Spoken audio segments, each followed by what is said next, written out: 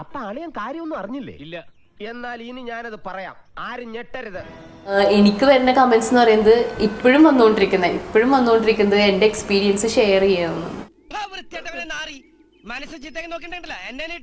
എന്റെ എക്സ്പീരിയൻസ് ആണ് ഞാൻ ഷെയർ ചെയ്യുന്നത്. ഇതാണ് വന്നുകൊണ്ടിരിക്കുന്നത്. സത്യം ഇങ്ങനെയൊക്കെ നടക്കുന്ന ഒരാളാണെന്ന് ഒരു ലേബൽ വരുന്നുണ്ടല്ലേ? അതെ അതെ അതെ. ഏത് സ്ഥാപനത്തിനും ചീത്തപ്പേരുണ്ടാക്കാൻ കച്ച കെട്ടി നടക്കുന്ന ചില ചെറ്റകളുണ്ടാവും. ഇവിടെയുണ്ട്. അതാ ഈ അവതാരം.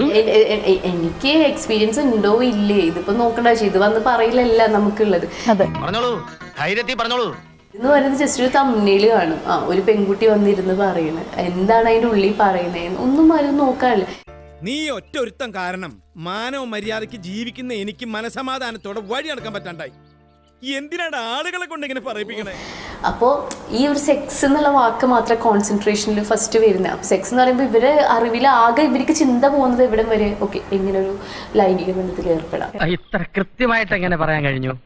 കള്ളന്റെ സൈക്കോളജി പഠിച്ചാലല്ലേ കേണൽ ഈ യൂണിഫോം ഇടാൻ പറ്റൂ. ഒരു സാധനം മാത്രമാണ് ഇതിന്റെ ഉള്ളിൽ എന്താണ് വരുന്നതെന്നുള്ള. ഈ പേര് മാറ്റി സെക്സ് എഡ്യൂക്കേഷന് പകരം വേറെ വല്ല കടിച്ചാൽ പൊട്ടാത്ത പേരാണെങ്കിൽ എല്ലാവരും കമന്റ്. അതെ, വളരെ നല്ല കാര്യം. ഇതെന്തായാലും സിലബസിൽ വരണം. എന്തോ കുത്തി പറയുന്ന പോലെ എനിക്ക് ഫീൽ ചെയ്യുന്നുണ്ട് കേട്ടോ. കുത്തിയില്ലല്ലോ, കുത്താൻ പോണല്ലേ ഉള്ളൂ. സെക്സ് എന്നുള്ളൊരു വാക്കാണ് പ്രോബ്ലം.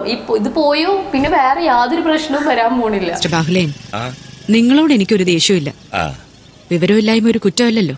അതെ.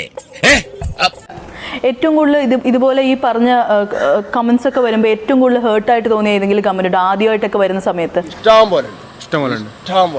എനിക്ക് റേപ്പ് ത്രെട്ടൻ വന്നു. എന്റെ വീട്ടിൽ വന്ന് കമ്പിപ്പാര കുത്തി കയറ്റും.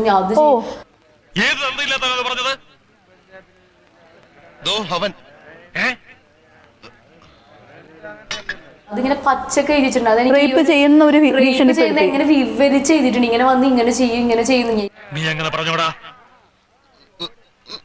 ഇവനെ എന്നാ പണലാൻ சொல்லுங்க சாமி കുളത്തല പോട്ടലാമാ. ഒരു സാധനം എന്തോ ബ്യൂട്ടി എന്തോ ഒരു സാധനത്തില് ഡാർക്ക് വാട്ടർ എന്നാണ് ഒരു കമന്റ് ഇട്ട്. എനിക്ക് ഇപ്പോഴും ഓർമ്മയുണ്ട്. കാരണം മുമ്പ് വെടിവെച്ച് കൊല്ലണപ്പ അതിനെ.